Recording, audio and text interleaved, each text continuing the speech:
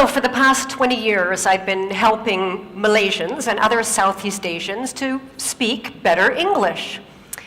And through training thousands of Southeast Asians, I've discovered a very surprising truth.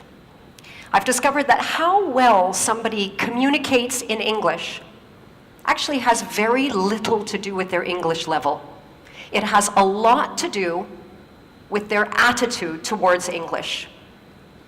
There are people out there who have a very, very low level of English and they can communicate very, very well. One of them that I remember was a student, a participant of mine named Faisal. He was a factory supervisor. English level very, very low.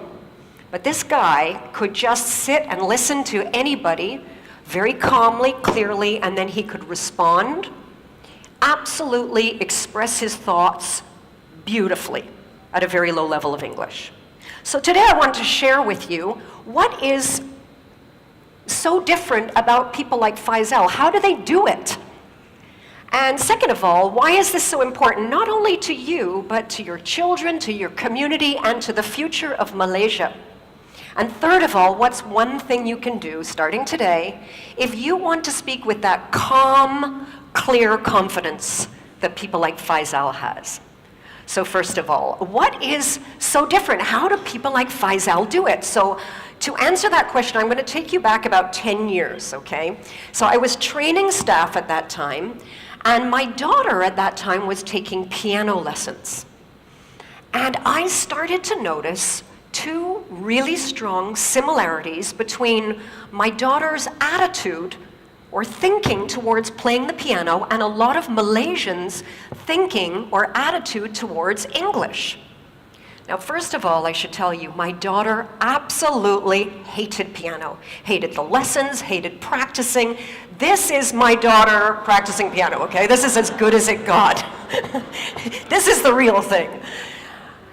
And she dreaded going to piano lessons because to my daughter, going to piano lessons, she was filled with this sort of dread because it was all about not screwing up, right?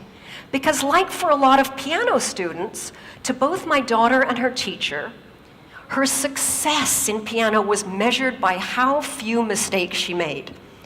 Now, at the same time, I noticed that a lot of Malaysians went into English conversations with the same sort of feeling of dread, this sort of feeling that they were going to be judged by how many mistakes they were going to make and whether or not they were going to screw up. Now, the second similarity that I noticed was to do with self-image. You see, my daughter, she knew what good piano sounded like, right? Because we've all heard good piano. And she knew what her level was, and she knew how long she'd have to play for to play like that.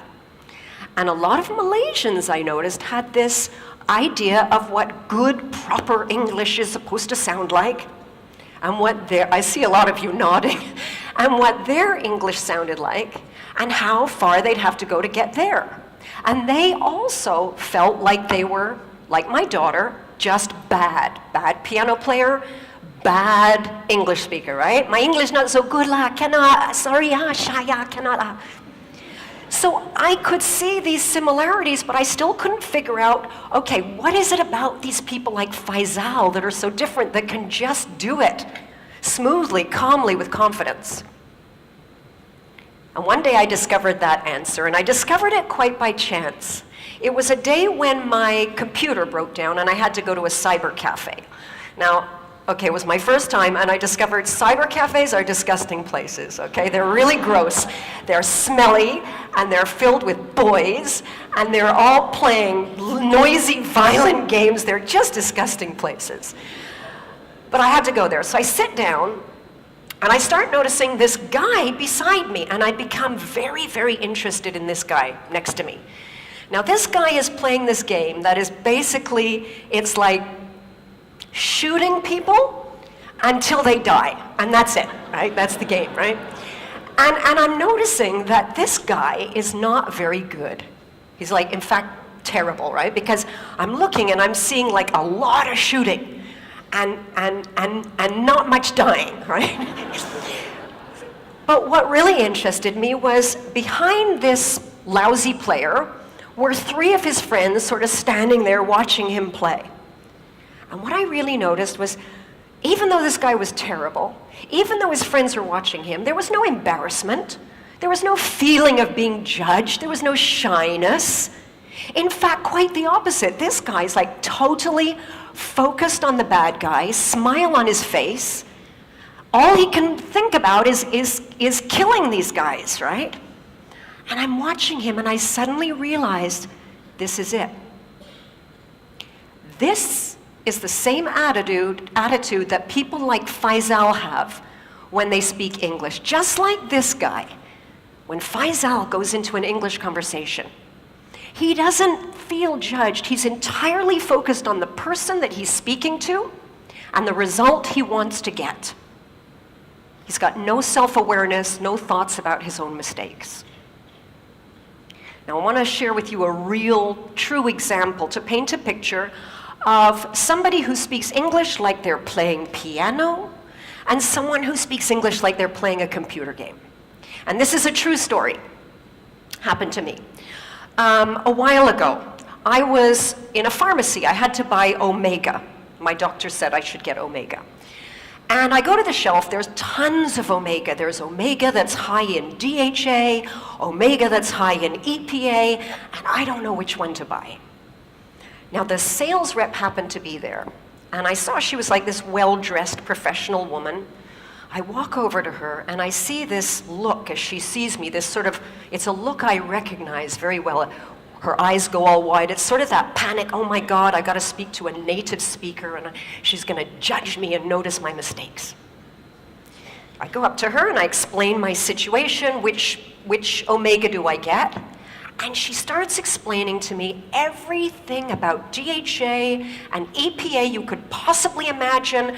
She speaks very quickly, goes all around in circles, and when she finishes, no idea what to buy. Right?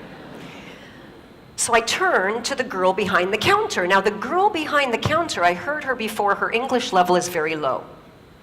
But when I walk over to her, this girl, there's no fear. In fact, she's just looking at me. You know that look? Like, yeah, okay, so how? Right. Yeah, I've been in Malaysia a long time. So I go up to her and I explain the problem, EPA, DHA. She looks at me, she says, okay, EPA for heart, DHA for brain. Your heart okay or not? So I said, I said my heart is really, I think it's pretty good. She says, your brain okay or not? I said, yeah, no. No, my brain is not as good as it used to be. She looked, she said, okay la, you take Omega DHA, can? Problem solved, right? So we've got 2 different kinds of communicators. We've got the one who's got a high level, but totally focused on herself and getting it right, and therefore very ineffective.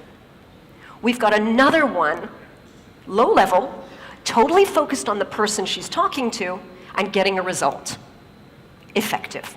And therein lies the difference.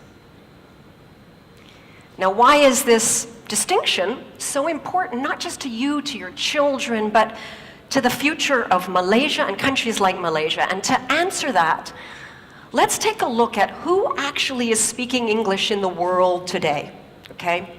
So if we looked at all of the English conversations in the whole world taking place right now on planet Earth, we would see that for every native speaker, like me, there are 5 non-native speakers. And if we listen to every conversation in English on planet Earth right now, we would notice that 96% of those conversations involved non-native English speakers. Only 4% of those conversations are native speaker to native speaker. This is not my language anymore. This language belongs to you. It's not an art to be mastered. It's just a tool. to use to get a result. And I want to give you a real-life example of what English is today in the world, real English today. This is another true story. I was at a barbecue a little while ago. This was a barbecue for engineers from all over the world, and they were making hot dogs. Now, some of the hot dogs were regular hot dogs, and some were these cheese hot dogs, you know, with the cheese in the middle. French engineer is cooking the hot dogs, and he turns to this Korean engineer and he says, would you like a hot dog? And the Korean guy says, yes, please. He says, do you want the cheese? And the Korean guy looks around at the table. He says, I no see cheese. French guy says, the hot dog contains the cheese. Korean guy doesn't understand him, right? So the French engineer tries again. The hot dog is making from with the cheese. Korean guy still doesn't understand. He tries again. He says, the hot dog is coming from. No, the cheese is coming from the hot dog. Korean guy cannot understand. Now this Japanese engineer who's been listening to this conversation turns to the Korean engineer and he says, cheese integrator. He understands, okay? Everybody understands. So this is what English is today. It's just a tool to play around with to get a result, like a computer game. Now the challenge is that we know in schools all around the world, right? English is not really being taught like it's a tool to play with. It's still being taught like it's an art to master. And students are judged more on correctness than on clarity. Some of you might remember the old comprehension exam in school. Does anybody remember in school when you would get a question about a text that you read? You'd have to read through some text, right? And then answer a question to show that you understood the text. And this may have happened to you, that you showed that you understood the text, but you got a big X because you made a little grammar mistake. Like this student. Now this student clearly understood paragraph 4, but no, not correct, because he left the letter N off the word environment. But in the real world, what would matter? In the real world, what would matter is, did you understand the email or did you understand your customer so that you can go ahead and take action? Now the problem that I see here over and over is that people take the attitude they developed about English in school and they bring it into their adult life and into their work. And if you're in a stressful situation and you're having a conversation and you're trying to give a result to someone and say it correctly, your brain multitasks. It cannot do two things at once. And what I see is the brain just shutting down. And you may recognize these 3 symptoms of the brain shutting down. The first one is that your listening goes. Someone's talking to you and you're so busy thinking about how you're going to respond and express yourself correctly, you don't actually hear what the other person said. And I can see a lot of nodding in the audience. The second thing to go is your speaking. Your mind sort of shuts down and that vocabulary you do know just disappears and the words don't come out. The third thing to go is your confidence. And the worst thing about this is you may only be confident because you cannot express yourself clearly, but to the person talking to you, they may misunderstand this as a lack of confidence in your ability to do the job, to perform. So if you want to speak English like Faisal with that great confidence, here's the one thing that you can do. When you speak, don't focus on yourself. Focus on the other person and the result you want to achieve. Imagine a next generation of Malaysians, all with that wonderful confidence in communication that Faisal has at any level of English. Because let's remember that English today, it's not an art to be mastered. It's just a tool to use to get a result. And that tool belongs to you. Thank you.